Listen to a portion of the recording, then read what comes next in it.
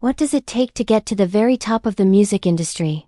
For Bruno Mars, it was #1 albums, chart-topping singles, and sold-out stadium tours. He achieved a level of success that most artists can only dream of. And then, at the very height of it all, he just stopped. He went quiet. There was no public meltdown, no shocking scandal, no dramatic farewell tour. Just silence and absence. It left a lot of people asking the same question. Why would one of the biggest pop stars in the world simply walk away at the peak of his power? To understand his disappearance, we have to look at what made him so successful in the first place. At his peak, Bruno Mars wasn't just another pop star. He was in a league of his own. He was untouchable. Every single album he released felt meticulously planned, every track intentional. While other artists were scrambling to jump on the latest trend, Bruno was busy mastering entire eras of music. He wasn't just making songs. He was conducting a masterclass in musical history. Funk, soul, pop, R&B, new jack swing, he didn't just borrow sounds, he immersed himself in them.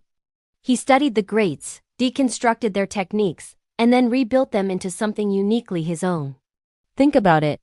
When you listen to a Bruno Mars track, it doesn't sound like a cheap imitation. It sounds like a lost classic from a bygone era, polished for a modern audience. He wasn't following the musical landscape. He was terraforming it. And this is where his silence starts to make perfect sense. Bruno Mars has always treated music not as content to be churned out, but as a craft to be honed. He's a perfectionist in a world that often rewards good enough. He writes slowly, meticulously. He rehearses with an obsessive level of detail that would exhaust most other performers. He disappears from the public eye because the work demands that level of focus. He can't create the kind of music he wants to create while also feeding the relentless 24/7 news cycle. The two are fundamentally incompatible. His process requires him to go offline, to shut out the noise, and to live inside the music until it's absolutely perfect.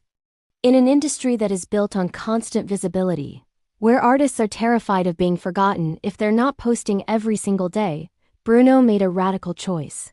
He chose patience.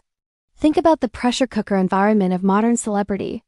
You're expected to be a musician, a brand, a social media influencer, a political commentator, and a reality TV star all at once. The algorithm demands constant engagement. Your label demands a new album every 2 years. Your fans demand new content, new pictures, new updates right now. It's a recipe for burnout, and more importantly, it's a recipe for mediocre art. How can you create something timeless when you only have a week to write it? How can you perfect a performance when you're also busy managing your TikTok presence?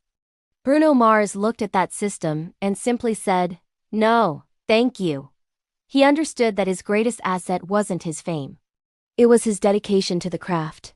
He chose to protect his creative process over his public profile.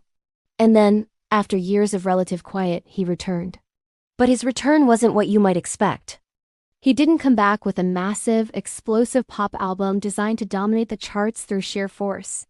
Instead, he came back with Silk Sonic, a collaboration with Anderson .Paak, and it wasn't louder. It was sharper, smoother. It was a project born out of genuine friendship and a shared love for 70s soul music.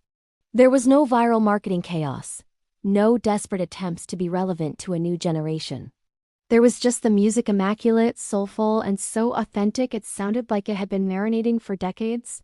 The album An Evening with Silk Sonic felt less like a comeback and more like a passion project that we were all lucky enough to witness. And guess what? The world listened. Leave the Door Open won 4 Grammy Awards, including Record of the Year and Song of the Year. It was a commercial and critical triumph. And this is the real story. The controversy isn't that Bruno Mars disappeared.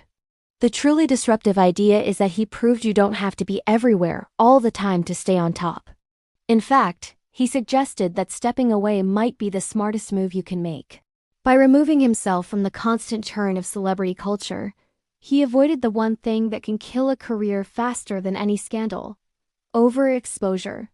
We never got tired of Bruno Mars because he never gave us the chance to. He protected his sound from becoming diluted by trends. And most importantly, he protected the magic of his art. He ensured that when you hear his voice, You don't just keep scrolling. You stop.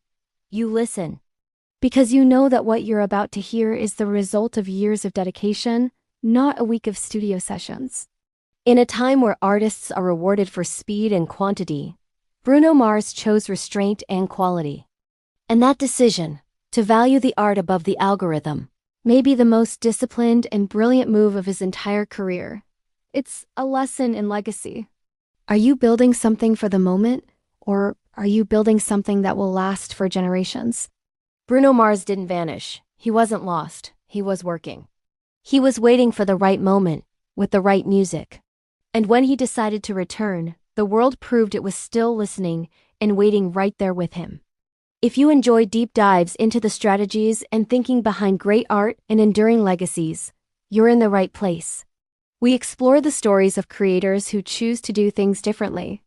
Make sure to subscribe and hit that notification bell, because we have another story of discipline and genius waiting for you. Thanks for watching.